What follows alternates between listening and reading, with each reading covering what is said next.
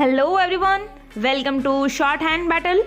I am Divya and I am going to dictate you a legal passage of 500 words at the speed of 110 words per minute. So be ready for the dictation.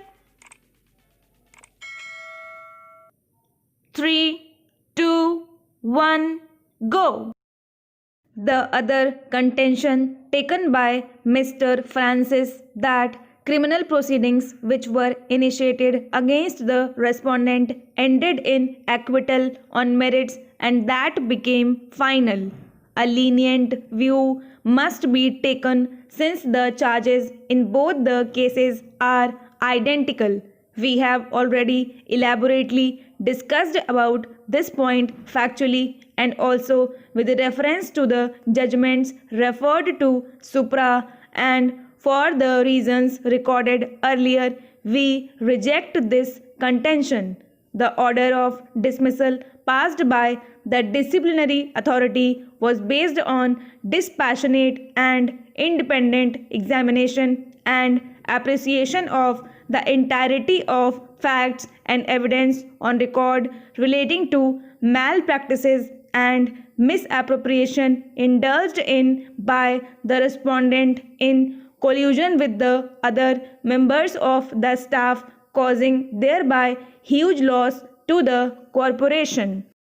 The scope of disciplinary proceedings and the scope of criminal proceedings in a court of criminal law are quite distinct, exclusive, and independent of each other.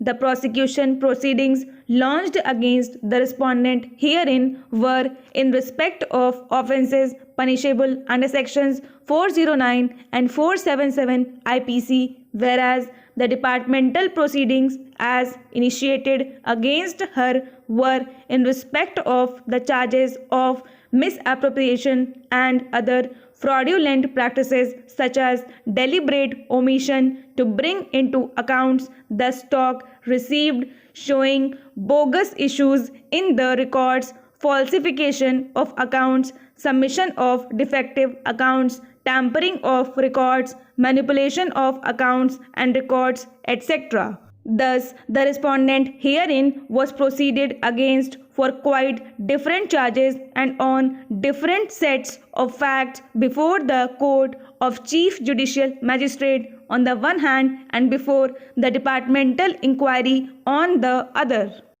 The orders passed by the disciplinary authority as well as the appellate authority are not only bad on facts but also unambiguously supported by unassailable reasons in support of their conclusions. Thus, the unchargeable accusation by the learned single judge and of the learned judges of the appellate bench that the order of the disciplinary authority and that of the appellate authority suffer from non-application of mind is patently devoid of any substance of truth and law.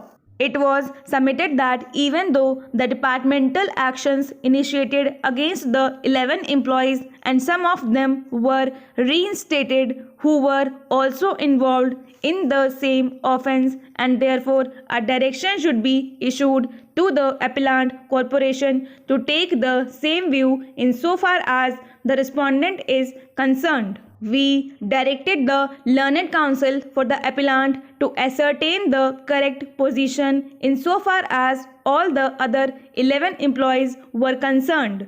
Mr. Ambrish Kumar, learned senior counsel, appearing for the appellants on instructions from the corporation, submitted a memorandum stating that out of 11 employees, 9 were dismissed from service, including the respondent herein, and 2 employees were not charge sheeted. In the instant case, the charged employee holds a position of trust where honesty and integrity are inbuilt requirements of functioning, and therefore, in our opinion, the matter should be dealt with firmly, with firm hands and not leniently, and the respondent deals with public money and engaged in financial transactions. Stop.